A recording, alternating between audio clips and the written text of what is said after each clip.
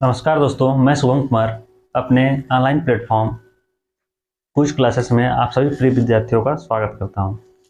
हम मैथ की क्लासेस देख रहे हैं। मैथ में हम नंबर सिस्टम को पढ़ रहे थे। अब तक हमारी 4 क्लासेस हो चुकी हैं। आज हमारी 5वीं क्लास है, जिसमें हम थोड़ी सी थ्योरी के बारे में जानेंगे और उससे रिलेटेड हम सवाल को हल करेंगे। ठीक है। अगर आपने अब तक पढ़ना शुरू नहीं किया है तो शुरू कर दीजिए, क्योंकि बिना मेहनत के सफलता नहीं मिलती है। और अगर आप सोच रहे हैं कि एग्ज़ाम एकदम नज़दीक आ जाएगा तब पढ़ाई करेंगे, तो आप कुछ भी नहीं कर पाएंगे। अभी से आप शुरुआत कीजिए। एग्ज़ाम आने तक आपके सारे सारे जो सब्जेक्ट्स हैं सबका रिवीजन हो जाना चाहिए, क्योंकि जितना आप लेट करेंगे आपसे बहुत लोग आगे निकल चुके होंगे। ठीक है, चलिए देर ना करते हुए हम क्लास की शुरुआत करते हैं। इसके पहले हमने पढ़ा था फेस वैल्यू, प्लेस वैल्यू, और क्या पढ़ा हमने नंबर सिस्टम में? कौन कौन से टॉपिक पढ़ लिए हैं? Face value, place value. पहला क्या टॉपिक था हमारा? फेस वैल्यू और प्लेस वैल्यू। फेस वैल्यू और प्लेस वैल्यू। दूसरा टॉपिक हमने क्या पढ़ा था? Unit digit. Unit digit. और आज हम थोड़ी सी थ्योरी देखेंगे और उससे रिलेटेड थोड़े सवालों को हम हल करेंगे, जो एग्जाम के दृष्टिकोण से बहुत ही महत्वपूर्ण है। और एनटीपीसी 2021 में पूछे जाने वाले जो भी आज मैंने सवाल लेकर आया हूँ, सारे एनटीपीसी 2021 में पूछे जाने वाले सवाल हैं। ठीक है, चलिए क्लास की शुरुआत करते हैं। पहला सवाल है हमारा, संख्या 2323, संख्या 0.23232323 को परमेय रूप में किस प्रकार से लिखा जा सकता है? अब इसमें एक शब्द आया है परमेय। अब परमेय रूप क्या होता है? इंग्लिश में इसे क्या कहते हैं? रेशनल।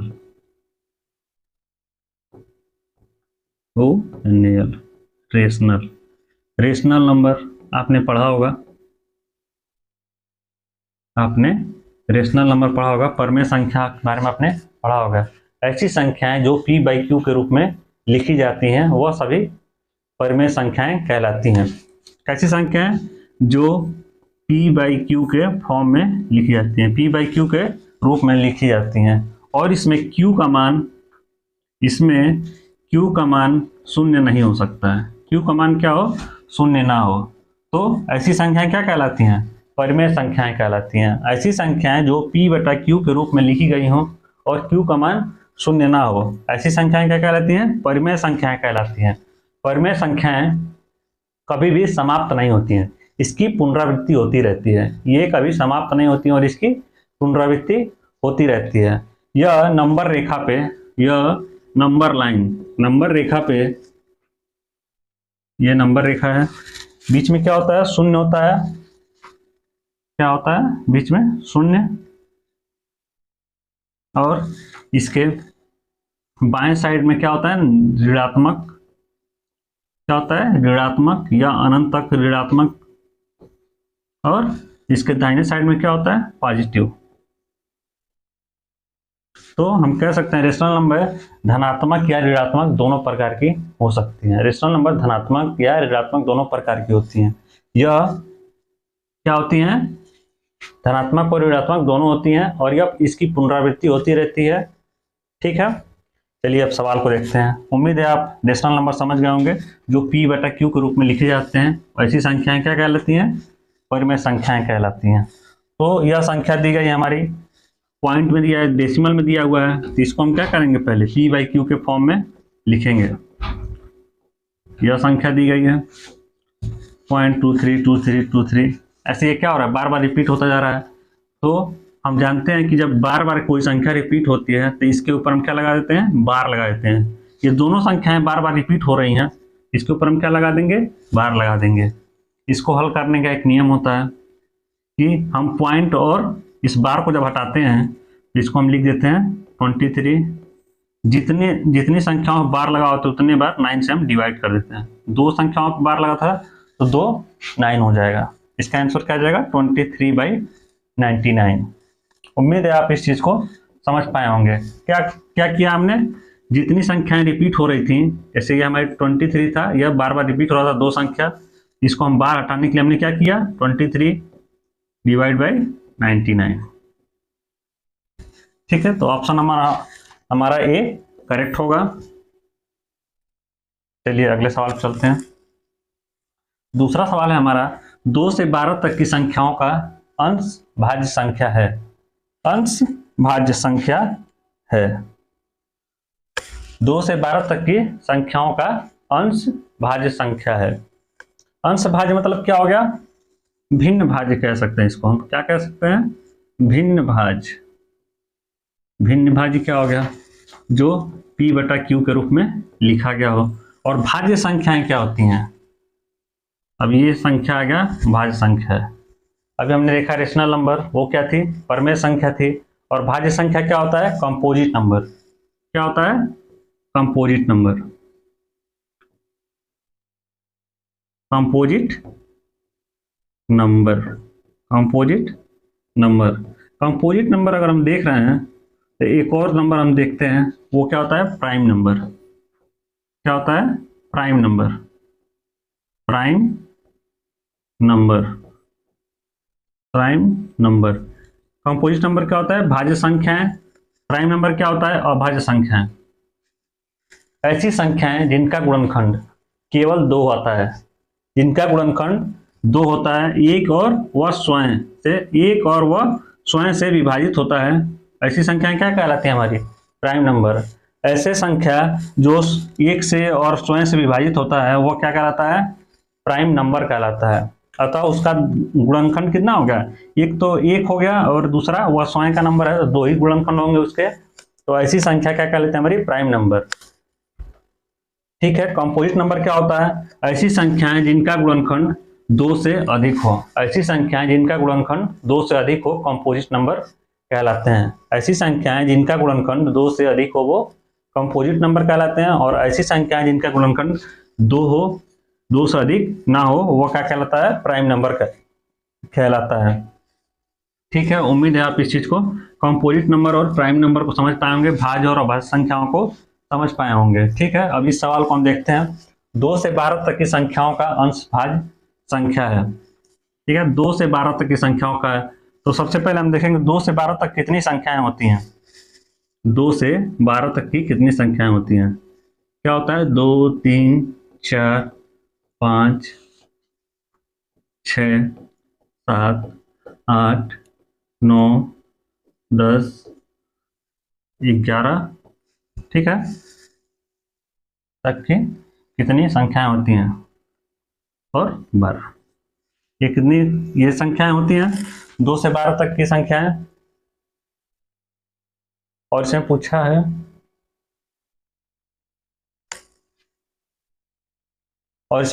क्या, भाज्य संख्या। भाज्य संख्या कौन सी संख्या होती है, जो विभाजित हो जाए, जो दूसरी संख्याओं से विभाजित हो जाए। तो जितने भी इसमें हमारे प्राइम नंबर होंगे उनको छोड़ देंगे। 2 और 3 क्या हमारे प्राइम नंबर है, क्योंकि यह 100 से विभाजित होते हैं, स्वयं से या 1 से विभाजित होते हैं। 4 हमारा क्या है, भाज्य संख्या है, क्योंकि यह 2 से भी विभाजित हो जाएगा। फिर 6 जो है हमारा, यह भी भाज्य संख्या है, क्योंकि यह 2 से और 3 से विभाजित हो जाता है। फिर हमारा भाज्य संख्या कौन सी हो जाएगी, 8 हो जाएगी, क्योंकि यह 2 से और 4 से विभाजित हो जाती है। फिर 9 हमारा जो है भाज्य संख्या है। और क्या है भाज्य संख्या, 10 भी हमारा क्या है, भाज्य संख्या है। और भाज्य संख्या कौन सी हो जाएगी, 12 भी हमारी क्या है, भाज्य संख्या है। तो हमें कितने भाज्य संख्याएं मिली हैं, कितनी भाज्य संख्याएं मिली, 6 भाज्य संख्याएं मिली। कितनी भाज्य संख्याएं मिली, 6 भाज्य संख्याएं मिले। कितने, 6। तो हमारा अंश कितना हो गया, 6 हो जाएगा, क्योंकि 6 अंश में कितनी भाज्य संख्याएं मिली, हमें 6 भाज्य संख्याएं मिली हैं। और कभी भी हम जब इसको रेशनल फॉर्म में जब करेंगे तो टोटल नंबर हम देखेंगे 1 2 3 4 5 6 7 8 9 10 और 11। टोटल कितनी संख्या है, 11 है। 11 में हमें कितनी भाज्य संख्या मिली थी, 6 भाज्य संख्या मिली थी। तो इसका अंश भाज्य संख्या क्या हो जाएगा, 6/11। इसका अंश भाज्य संख्या क्या हो जाएगा? 6/11। तो ऑप्शन नंबर कौन सा करेक्ट है? ऑप्शन नंबर बी इसका करेक्ट है। यह एनटीपीसी के 2021 के एनटीपीसी 2021 में यह पूछा गया था। एनटीपीसी 2021 में यह पूछा गया सवाल है कि 2 से 12 तक की संख्याओं का अंशभाज्य संख्या क्या होगी। तो क्या होगा अंशभाज्य संख्या इसका? 6/11, क्योंकि 2 से 12 के बीच में हमारी भाज्य संख्याएं कितनी हैं? 6 हैं, और ये टोटल संख्याएं कितनी हैं? 11 हैं। इसलिए इसका अंशभाज्य संख्या क्या होगा? 6/11। उम्मीद है आप इस चीज को समझ पाए होंगे। चलिए आगे बढ़ते हैं। और ये पूछा हुआ सवाल देखिए, 121/100 में दशमलव प्रसार है। क्या है? दशमलव प्रसार है। और 121/100 का दशमलव प्रसार पूछा हुआ है। 121/100 का दशमलव प्रसार पूछा हुआ है। इसको हम इस प्रकार से भी लिख सकते हैं। 121 को हम अलग करना चाहें तो 100 + 21 लिख सकते हैं इसको, ठीक। और नीचे 100 दिया है तो बट्टे में हम 100 लिख देंगे। ऐसे लिख सकते हैं इसको। अब देखिए अलग अलग कर लें अगर हम, तो 100/100 हो जाएगा ये, प्लस 21/100 हो जाएगा ये। अभी 100 से 100 कट जाएगा तो क्या आ जाएगा हमारा? 1 + 21/100। यही हमारा क्या होगा? दशमलव प्रसार हो जाएगा। यही हमारा क्या हो जाएगा? दशमलव प्रसार हो जाएगा। इसमें ऑप्शन नंबर कौन सा दिख रहा है? ऑप्शन नंबर सी हमारा करेक्ट ऑप्शन हो जाएगा, ठीक है। ये भी क्वेश्चन हमारा एनटीपीसी 2021 का क्वेश्चन था। चलिए, निम्नलिखित में से किस संख्या के अंत दशमलव में से किस संख्या, यहाँ पे की जगह में होगा, निम्नलिखित में से किस संख्या में अंत दशमलव है? अंत दशमलव का मतलब क्या होगा? टर्मिनेटिंग डेसिमल पूछा हुआ है। अब ये कौन सा नया शब्द आया हमारे पास? क्या आया? अंत दशमलव, अर्थात टर्मिनेटिंग डेसिमल क्या होता है? टर्मिनेटिंग डेसिमल क्या होता है? टर्मिनेटिंग डेसिमल क्या होता है? मतलब ऐसी संख्या, ऐसा दशमलव की संख्या जो पूरी तरह से खत्म हो जाती हैं, पूरी तरह से डिवाइड हो जाती हैं, वो क्या होती हैं? अंत दशमलव या टर्मिनेटिंग डेसिमल कहलाते हैं। जो p/q के रूप में अगर इसको हम परिवर्तित करें तो यह पूरी तरह से क्या हो जाए? विभाजित हो जाए, ठीक। एक तो टर्मिनेटिंग डेसिमल हो गया, एक होता है non terminating decimal. Non terminating decimal.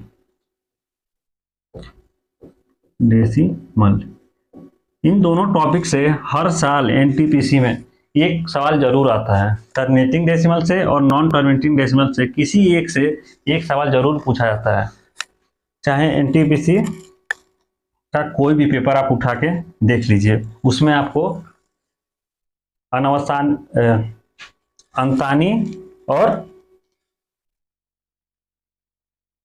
अंतानी और अनवसानी डेसिमल पूछा गया होगा, ठीक है। और नॉन टर्मिनेटिंग डेसिमल क्या होता है? ऐसी डेसिमल संख्याएं जो कभी भी खत्म नहीं होती हैं, वो नॉन टर्मिनेटिंग डेसिमल कहलाते हैं। ऐसी डेसिमल संख्याएं कौन कौन सी होती हैं? जो जिसके हर में 3 हो या फिर जिसके हर में 7 हो। ऐसी संख्याएं कभी भी क्या होती हैं? पूर्णतः विभाजित नहीं होती हैं। ऐसी संख्याएं कभी भी पूर्णतः विभाजित नहीं होती हैं जिनके हर में 3 हो या फिर जिनके हर में 7 हो। 3 कहने का मतलब केवल 3 नहीं हुआ, 3 के गुणनखंड हो गया। 3 का गुणनखंड मतलब हो गया 1/6 रहे, यह भी पूर्णतः कभी विभाजित नहीं होगा। 1/12 हो जाए, उसी तरह 7 का है 1/14 हो जाए, 1/49 हो जाए। ये कभी भी पूर्णतः विभाजित नहीं होंगे। ऐसी संख्याएं कभी भी पूर्णतः विभाजित नहीं हो सकती हैं। अगर पूछा जाए तो ये क्या हो जाएंगी? ये सारी क्या हो जाएंगी? नॉन टर्मिनेटिंग डेसिमल हो जाते हैं। क्या हो जाते हैं? Non terminating decimal.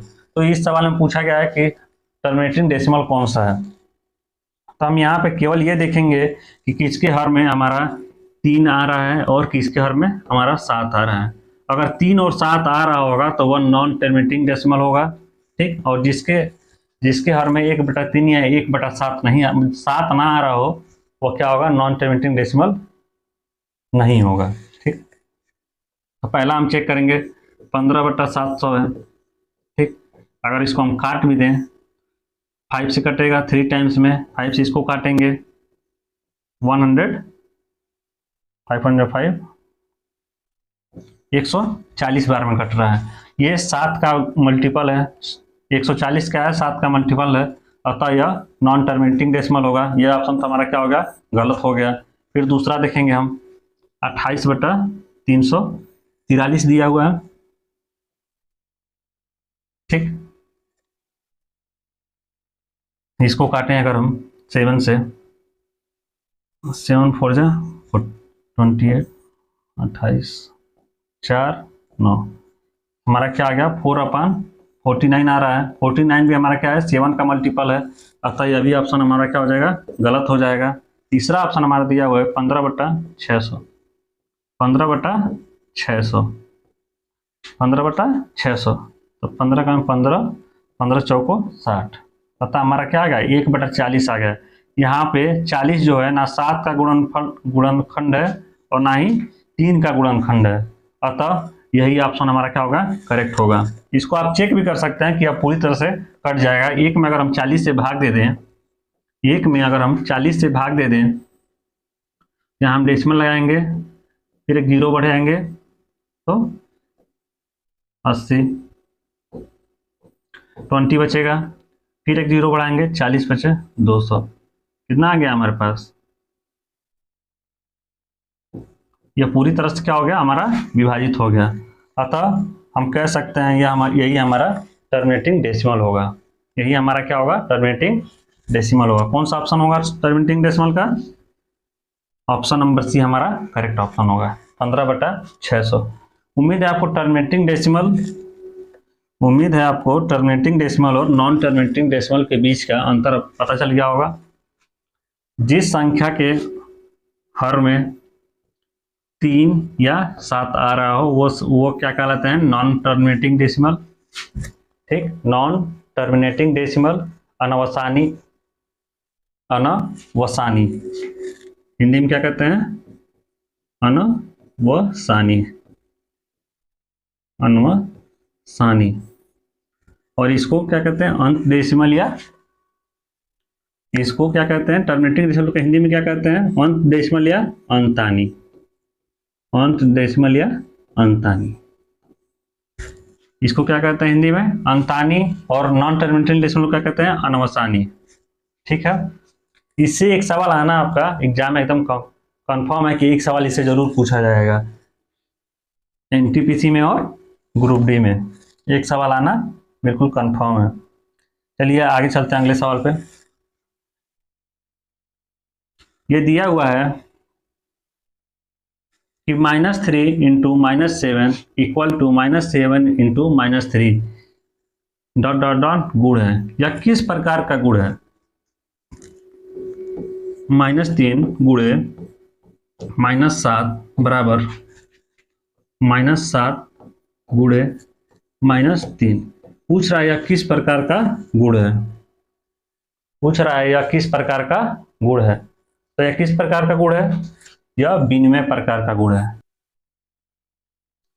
क्या देख रहे थे हम, -3 इंटू -7 इक्वल टू -7 इंटू -3। यह कौन सा नियम होता है, कौन सा गुण है यह संख्या का कौन सा गुण है, यह विनिमय का गुण है, क्रम विनिमय का गुण। कौन सा गुण, क्रम विनिमय का गुण। और यह किस प्रकार का क्रम विनिमय है, गुणात्मक प्रकार का। किस प्रकार का क्रम विनिमय है, या गुणात्मक प्रकार का। एक क्रम विनिमय होता है जो योगात्मक प्रकार का होता है, उसमें क्या होता है, a प्लस बी बराबर b प्लस ए। यह किस प्रकार का क्रम विनिमय है, यह योगात्मक प्रकार का क्रम विनिमय है। और यह किस प्रकार का क्रम विनिमय है, यह गुणात्मक प्रकार का क्रम विनिमय है। अब इसमें एक और चीज दिया है, वितरणात्मक क्या होता है, इस गुण को भी हम समझ लेते हैं। यह कौन सा गुण होता है, यदि कोई संख्या a है, इसमें दो संख्याएं और हैं b और सी। ठीक, इसका अंदर हम गुणा करते हैं अगर, तो ए इंटू बी प्लस बी ए इंटू सी हो जाएगा। यह हमारा वितरणात्मक प्रकार का क्रम विनिमय है। यह किस प्रकार का क्रम विनिमय है? वितरणात्मक प्रकार का क्रम विनिमय है। ठीक, साहचर्य नियम क्या होता है? साहचर्य नियम के बारे में आपने पढ़ा होगा। साहचर्य नियम क्या होता है? यदि ए प्लस ब्रैकेट में बी प्लस सी दिया गया है तो यह बराबर होगा किसके? ए प्लस बी ब्रैकेट बंद और सी, इसके बराबर होगा। यह क्या कहलाता है? हमारा साहचर्य नियम कहलाता है। यह क्या कहलाता है? हमारा साहचर्य नियम या साहचर्य गुण कहलाता है। और यह कौन सा गुण है? वितरणात्मक गुण है। और यह कौन सा गुण है? क्रम विनिमय का गुण है। उम्मीद है आप इस चीज को समझ पाएंगे, इन तीनों पॉइंट को आप समझ पाए होंगे। चलिए अगले सवाल की तरफ बढ़ते हैं। ये सारी चीजें याद करने वाली हैं क्योंकि यह सीधे सीधे रूप से पूछ लिया जाता है कि यह किस प्रकार का गुण है। ऐसे आपको समीकरण दे दिया गया रहेगा और पूछा जाएगा यह किस प्रकार का गुण है। यह रेलवे के प्रतियोगी परीक्षाओं में कई बार पूछा जा चुका है। अगला सवाल है, निम्नलिखित में से कौन अभाज्य संख्या है? हमें इसमें क्या बताना है? अभाज्य संख्या बताना है। अभाज्य संख्या अभी हमने देखा, सबसे पहले हमने देखा था अभाज्य संख्या के बारे में। प्राइम नंबर क्या होता है?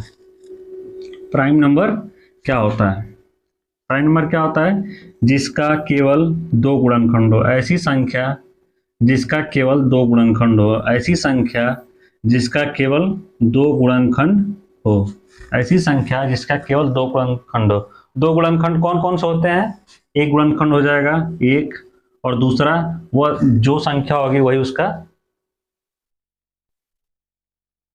क्या हो जाएगा? Prime number. एक तो हो जाएगा 1, और दूसरा क्या हो जाएगा? वह स्वयं संख्या जो होती है उसको इटसेल्फ कह सकते हैं अंग्रेजी में इटसेल्फ कहते हैं, और हिंदी में स्वयं वही संख्या जो दी गई होती है। पहला क्या होता है? 1, और दूसरा स्वयं वही संख्या जो दी गई होती है। जैसे यहाँ पे उदाहरण जिसमें पूछा गया है अभाज्य संख्या कौन सी है। पहला ऑप्शन दिया है 33। 33 को हम जानते हैं कि अगर इसका गुणनखंड किया जाए तो यह 3 × 11 के बराबर होता है। ठीक, तो और 1 से भी हो सकता है या 2 से अधिक गुणनखंड इसका बन रहा है। ठीक, 93 को अगर देखा जाए तो 93 1 × 3 × 31, इसके भी 3 गुणनखंड बन रहे हैं। 87 को अगर देखा जाए, 87 को अगर देखा जाए तो 1 3 87 के गुणनखंड निकाल लेते हैं। अगर निकाला जाए तो यह 3 से डिवाइड होगा। 3 2 6, 2 और 7 29, ये 29 क्या आ जाएगा? 1 × 3 × 29। इसके भी 2 से अधिक गुणनखंड बन रहे हैं, अतः यह तीनों संख्याएं क्या होगी? हमारी प्राइम नंबर नहीं होंगे, अभाज्य संख्याएं नहीं होंगी। अतः हमारा जो बचा हुआ ऑप्शन होगा, ऑप्शन नंबर डी, यही हमारा क्या होगा? अभाज्य संख्या होगा। देख लेते हैं, 97 किसी भी संख्या से विभाजित नहीं होता। 97 किसी भी संख्या से विभाजित नहीं होता है, अतः यह केवल एक से या फिर यह स्वयं से ही विभाजित होगा। ठीक, कोई संख्या अभाज्य संख्या है या नहीं, इसके लिए इसे बताने के लिए एक फार्मूला भी होता है। इसे बताने के लिए एक फार्मूला होता है। इसे कैसे पता कर सकते हैं कि यह अभाज्य संख्या है या नहीं है? कैसे बता सकते हैं? फार्मूला क्या होता है? n square. क्या होता है formula? n square is greater than a। n square is greater than a। n square इसमें क्या होता है? ऐसी संख्या, जैसे मान लीजिए यहाँ 97 दिया है, 97 का हमें पता करना है कि यह अभाज्य संख्या है या नहीं। तो a बराबर क्या हो जाएगा हमारा? 97। a बराबर क्या हो जाएगा हमारा? 97। a बराबर हमारा क्या हो गया? 97। अब ऐसा पूर्ण वर्ग लेना है। अब ऐसा पूर्ण वर्ग लेना है जो 97 से अधिक हो। ठीक, अब देखिए 97 से अधिक कौन सा होगा? 100 होगा। तो 10 का वर्ग अगर हम ले लें, 10 का अगर वर्ग कर लें तो हमारा क्या आ जाएगा, 97 से अधिक हो जाएगा। ठीक, अब 10 से वर्ग जितने भी 10 10 से छोटी जितने भी अभाज्य संख्या होंगी उसको हम लेंगे। 10 से छोटी अभाज्य संख्या कौन कौन सी होती हैं? एक हो जाएगा हमारा 7, एक हो जाएगा हमारा 5, एक हो जाएगा हमारा 3 और एक हो जाएगा हमारा 2। अब इन चारों संख्याओं से हम 97 में भाग देंगे। इन चारों संख्याओं में हम क्या करेंगे, 97 से भाग देंगे। 97 में भाग देंगे, 2 से भाग देंगे 97 नहीं डिवाइड होगा। 3 से भी हम 97 में भाग दें तो 3 3 9 कट जाएगा, 7 नहीं कट पाएगा, अतः उससे नहीं होगा।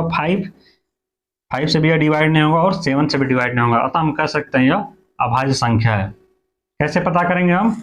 जो भी संख्या दी गई होगी, ये जो संख्या दी गई होगी उससे बड़ी संख्या का हम क्या लेंगे, वर्ग, उससे बड़ा एक वर्ग लेंगे। ठीक, उससे छोटे जितने भी, उस संख्या से छोटे जितने भी अभाज्य संख्याएं होंगे उससे हम दिए गए संख्या में क्या करते हैं, भाग करते हैं। अगर वह डिवाइड हो जाता है तो वह संख्या क्या होगी, भाज्य संख्या होगी। अगर नहीं हो पाता है तो वह अभाज्य संख्या होती है। देखिए दूसरा उदाहरण ले देखते हैं इसी का, हम 93 ले लेते हैं। ठीक, हम क्या लेते हैं, 93 ले लेते हैं। दूसरा उदाहरण हम लेके देखते हैं 93, जो आपको अच्छे से कंफर्म हो पाएगा कि हम क्या बताने की कोशिश कर रहे हैं। दूसरा ले लिया हमने, ए बराबर क्या लिया हमने, 93। इससे बड़ा यन क्या होगा, 10 होगा। 10 का स्क्वायर कर दें तो 100 हो जाएगा। तो यन स्क्वायर ग्रेटर देन क्या होता है, ए होता है। यन की जगह हमने क्या ले लिया, 10 का स्क्वायर ग्रेटर देन क्या होगा, 93। अब यन से छोटी प्राइम नंबर क्या है, 10 से छोटी प्राइम नंबर क्या है, 2 3 5 7। अब 2 से भाग देंगे 93 में, नहीं डिवाइड होगा। 3 से भाग देंगे, अगर हम 93 को अगर हम 3 से भी भाग दे दें तो यह क्या हो रहा है, पूरी तरह से कट जाएगा। कितनी बार में, 9 3 3 जा 9 कट गया, 3 1 जा 3। यह पूरी तरह से यह 3 से विभाजित हो रहा है, अतः यह क्या है, अभाज्य संख्या नहीं है। और यह 97 विभाजित नहीं हो पा रहा था, अतः यह क्या है, अभाज्य संख्या है। ठीक, यह बड़े बड़े संख्याओं का पता लगाने के लिए यूज किया जाता है। इसको तो आप ऐसे देख के बता सकते हैं, गुणनखंड निकल जाएगा इसका, 97 का हम नहीं निकल पाएंगे। ठीक, अब अभाज्य संख्याएं 1 से 100 के, अगर आपसे पूछा जाए 1 से 100 के बीच में कितनी अभाज्य संख्याएं होती हैं तो कोई बता पाएगा? 1 से 100 के बीच में कितनी अभाज्य संख्याएं होती हैं? तो कितनी होती हैं, 1 से 100 के बीच में कितनी अभाज्य संख्याएं होती हैं? 25। कितनी प्राइम नंबर होते हैं? 25। कितने होते हैं? 25। अगर पूछ लिया जाए एक अंक की, पूछ लिया जाए एक अंक की, एक अंक की सबसे बड़ी अभाज्य संख्या, एक अंक की, यहां लिख देते हैं हम छोटी और बड़ी, छोटी और बड़ी। एक अंक की सबसे छोटी अभाज्य संख्या कौन सी होती है? वो होता है 2। और एक अंक की सबसे बड़ी अभाज्य संख्या क्या होती है? 7। ठीक है, अब 2 अंकों की पूछ ली जाए, 2 अंकों की छोटी अभाज्य संख्या कौन सी होती है? वो होती है 11। और 2 अंकों की सबसे बड़ी अभाज्य संख्या कौन सी होती है? वो 97। 2 अंक की कौन सी होती है? 97। अब 3 अंकों के अगर पूछ लिया जाए एग्जाम में कि 3 अंकों की सबसे छोटी अभाज्य संख्या कौन सी होती है, तो क्या होता है 3 अंकों का सबसे छोटा अभाज्य संख्या? तो वो होता है 101। क्या होता है? 101। और 3 अंकों की सबसे बड़ी अभाज्य संख्या कौन सी होती है? 997। ठीक, क्या हुआ? 997। चलिए इस चीज को आप समझ पाए होंगे। 3 अंकों की सबसे छोटी संख्या कौन सी होती है? अभाज्य संख्या 101। और 3 अंकों की सबसे बड़ी अभाज्य संख्या कौन सी होती है? 997। ठीक है, एग्जाम में सवाल किस प्रकार से पूछे जाते हैं कि एक अंकों की, ऐसा सवाल पूछ दिया जाता है कि एक अंकों की सबसे बड़ी और सबसे छोटी अभाज्य संख्याओं के बीच का अंतर बताइए। तो अगर आपको याद रहेगा कि एक अंकों की सबसे बड़ी संख्या 7 है और एक अंकों की सबसे छोटी संख्या 2 है, तो आप दोनों का अंतर आसानी से निकाल के बता सकते हैं। ठीक है, उसी प्रकार पूछ लिया था एग्जाम में 3 अंकों की सबसे छोटी संख्या और 3 अंकों की सबसे बड़ी संख्या के बीच का अंतर बताइए। तो अगर आपको याद रहेगा तो आप आसानी से इसका जवाब दे पाएंगे। ठीक है, एग्जाम में कभी कभी ये पूछ लिया जाता है कि 1 से 50 के बीच 1 से 50 के बीच कितने प्राइम नंबर हैं। 1 से 50 के बीच कितने प्राइम नंबर हैं, तो कितने हैं 15। कितने हैं 15। और 50 से 100 के बीच कितने प्राइम नंबर हैं, 50 से 100 के बीच कितने प्राइम नंबर हैं 10। क्योंकि हमने यहाँ बताया था 1 से 100 के बीच 25 हैं, तो 15 अगर 1 से 50 के बीच हैं तो 50 से 100 के बीच कितने होंगे 10 होंगे। उम्मीद है आप इस सारे चीज़ों को, प्राइम नंबर के बारे में इन सारे चीज़ों को आप समझ पाए होंगे। प्राइम नंबर के बारे में इन सारी चीज़ों को आप समझ पाए होंगे। ठीक है, अतः इसका आभाज्य संख्या कौन सी है इसमें 97।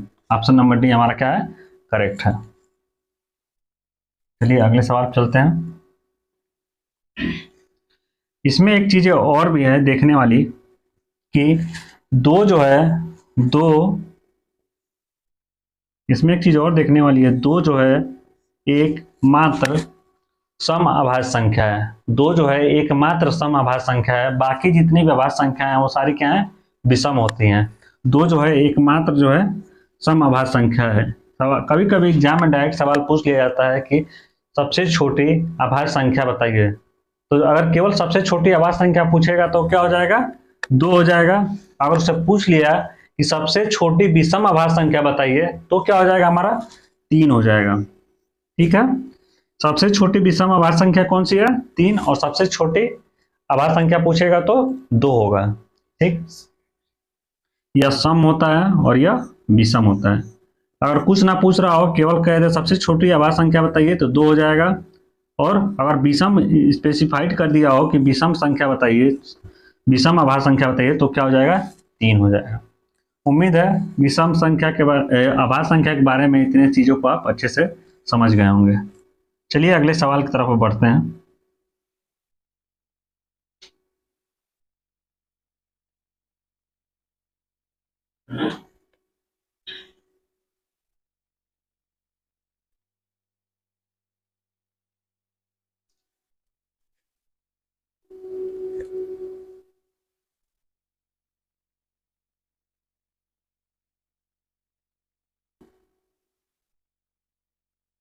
अब है अगला सवाल, क्वेश्चन नंबर 7 है, निम्नलिखित में से कौन सा अभाज्य संख्या है। अभी हमने क्या देखा, अभाज्य संख्या देखा। अभी हमने क्या देखा, अभाज्य संख्या।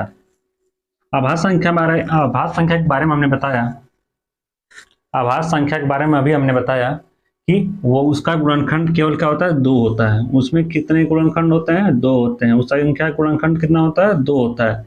एक तो एक होता है, एक तो एक होता है, दूसरा वह संख्या स्वयं होती है, दूसरा वह संख्या स्वयं होती है। मान लिया अगर वह संख्या x थी तो वह x हो गया। ठीक है, अब सअभाज्य संख्या क्या होती है, सअभाज्य संख्या क्या होती है, दो ऐसी संख्याएं जिनका HCF निकाला जाए, जिसका महत्तम समापवर्तक निकाला जाए तो उनका महत्तम समापवर्तक 1 आए। दो ऐसी संख्याएं जिनका HCF निकाला जाए, तो वह किसके बराबर हो, 1 के बराबर हो। जिनका HCF किसके बराबर हो, 1 के बराबर हो। ऐसी संख्याएं क्या कहलाती हैं, हमारी सअभाज्य संख्याएं कहलाती हैं। जैसे में उदाहरण के रूप में हम देख सकते हैं कि इसको देख लीजिए आप, 2 हो गया और 3 हो गया। यह क्या है, आपस में सअभाज्य संख्या है। यह क्या है, सअभाज्य संख्या है, क्योंकि इन दोनों का अगर HCF निकाला जाए तो क्या आएगा, 1 आएगा। दूसरे उदाहरण के रूप में आप देख सकते हैं, अगर 5 और 6 को ले लें, 5 और 6 को ले लें, ये दोनों क्या है, सअभाज्य संख्या है, क्योंकि इन दोनों का अगर हम HCF निकालें तो 1 आएगा।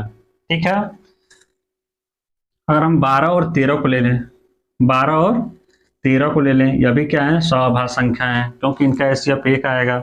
दूसरा और देख लें कुछ, 15 को ले लें अगर हम, और 14 को ले लें, ये दोनों क्या है, सअभाज्य संख्या हैं। क्यों, क्योंकि इसका गुणनखंड अगर निकालें 15 का, 3 और 5 आएगा, 14 का निकालें तो 2 और 7 आएगा। इनके बीच में कोई भी कॉमन नहीं मिल रहा है, तो इसका एचसीएफ क्या हो जाएगा हमारा, एचसीएफ हमें क्या मिल जाएगा, 1 मिलेगा। ठीक है, उम्मीद है आप सब आभास संख्या को समझ पाए होंगे। चलिए अब सवाल में देखते हैं, सवाल में देखते हैं कि इनमें कौन सा 100 आभास संख्या है। पहला ऑप्शन ले लें अगर हम 21 और 56 का, 21 और 56 को ले लें, 21 और 56 को ले लें। 21 में हम देखेंगे इसका गुणनखंड करें तो 3 और 7 हो जाएगा। ठीक है, 56 को ले लें तो 8 इंटू 7, 8 इंटू 7 इसको लिख सकते हैं। यहाँ पे भी 7 है और यहाँ पे भी 7 है, इनमें कॉमन मिल जा रहा है, अतः यह स्वाभाविक संख्या नहीं होगी। ऑप्शन नंबर ये हमारा क्या होगा, गलत हो गया।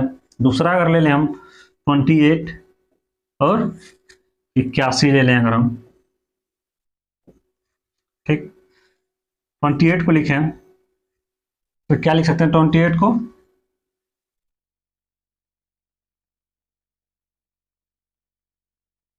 2 इंटू 2 इंटू 7, 28 को लिख सकते हैं 2 गुणे 2 गुणे 7। 81 को क्या लिख सकते हैं हम, 9 गुणे 9, 81 हो गया। इन दोनों में कुछ भी हमें कॉमन नहीं मिल रहा था, इसका एचसीएफ क्या होगा, हमें 1 मिलेगा। ठीक, अतः हमारा ऑप्शन में भी क्या होगा, करेक्ट होगा। ठीक, जहां भी हमें ऑप्शन, जहां भी हमें उत्तर मिल जाए वहीं हमें आगे बढ़ जाना चाहिए। अगर आप चेक करना चाहते हैं तो यहाँ देख सकते हैं 36 और 20 में, 36 और 20 में दोनों क्या है, सम संख्या है, इसमें भी 2 मिल रहा होगा, इसमें भी 2 मिल रहा होगा। ठीक, ये ऑप्शन ऐसे एलिमिनेट हो जाएगा। अब 12 और 27 अगर देखेंगे आप, 12 और 27 ये 3 से डिवाइड होता है, 3 4 जा 12, ये 3 से कट जाएगा, 3 9 जा 27, अतः यह भी क्या है, स्वाभाविक संख्या नहीं है। हमारा ऑप्शन नंबर बी क्या होगा, करेक्ट ऑप्शन होगा। चलिए अगले सवाल चलते हैं। अगला सवाल क्या है, दिए गए समीकरण में x का उच्चतम मान होगा। और समीकरण तो ये सवाल मिस्टेक हो गया है, हमने सवाल को लिखा ही नहीं इसमें। आगे देखते हैं, ये टाइपिंग मिस्टेक हो गया इस सवाल में। अगले सवाल चलते हैं।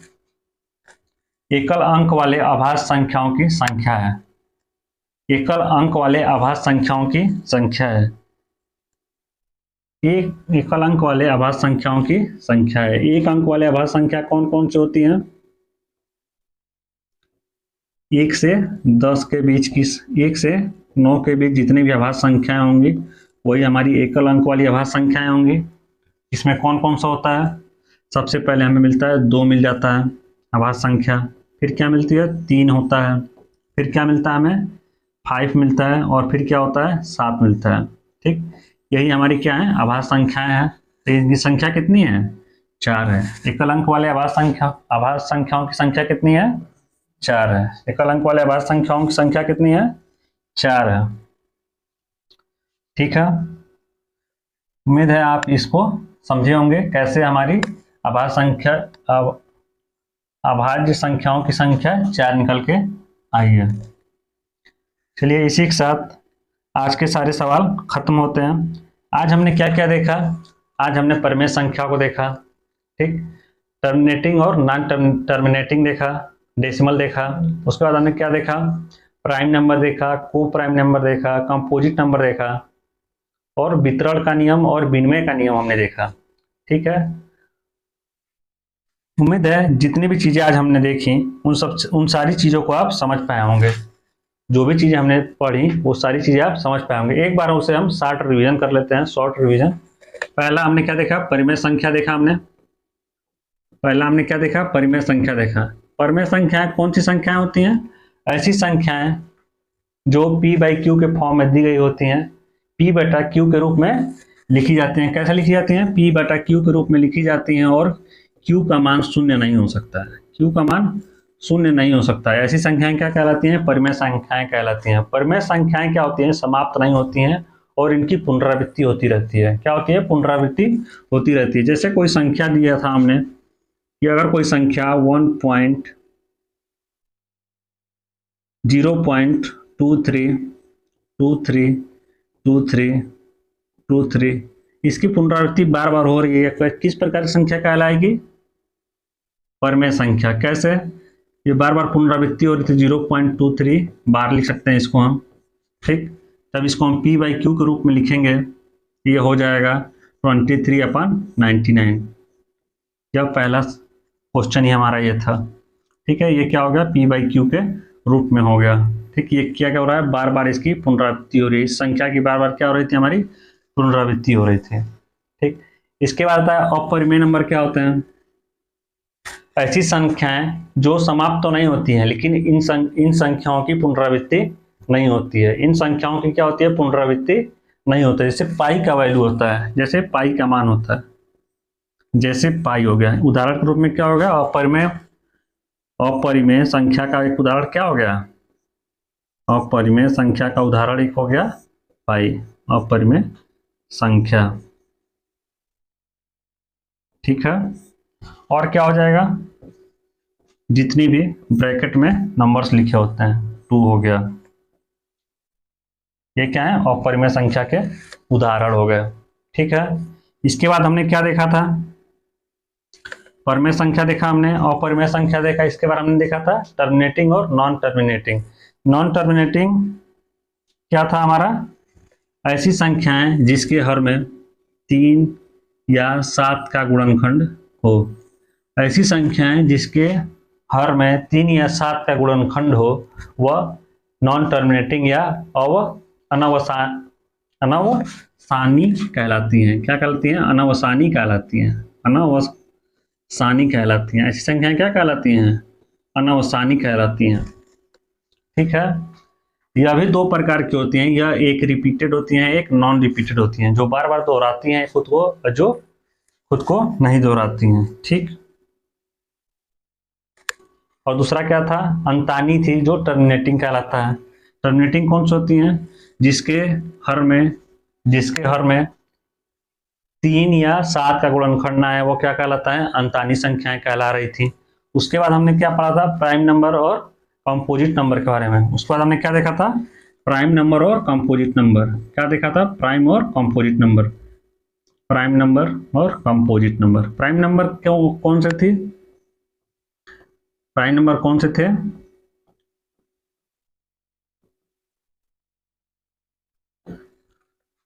ऐसी संख्याएं जिनका गुणनखंड केवल 2 ही हो, सिर्फ और सिर्फ 2 हो। कौन सा? एक तो 1 हो, दूसरा वह संख्या स्वयं हो।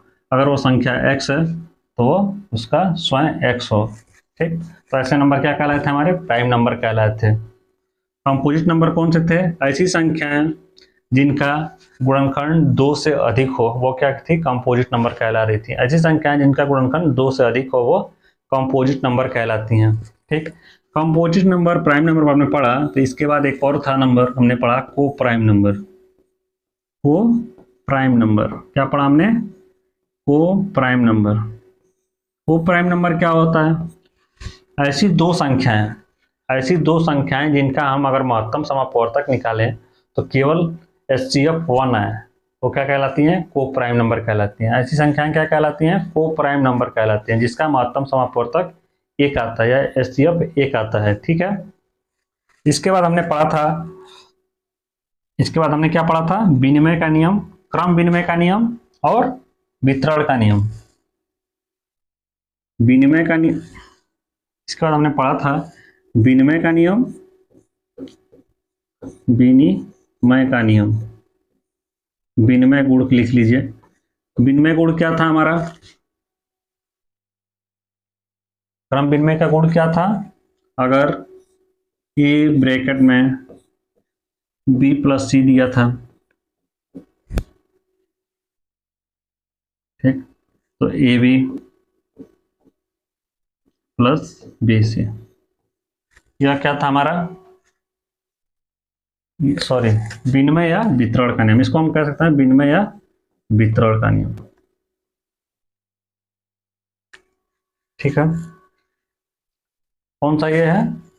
प्लस वाला है तो यह योगात्मक क्रम विनिमय का नियम है। क्या है? योगात्मक क्रम विनिमय का नियम। उम्मीद है आज की जो क्लास थी आपको पसंद आई होगी। इसी के साथ मैं अपने क्लास को आज यहीं पे समाप्त करता हूं। धन्यवाद।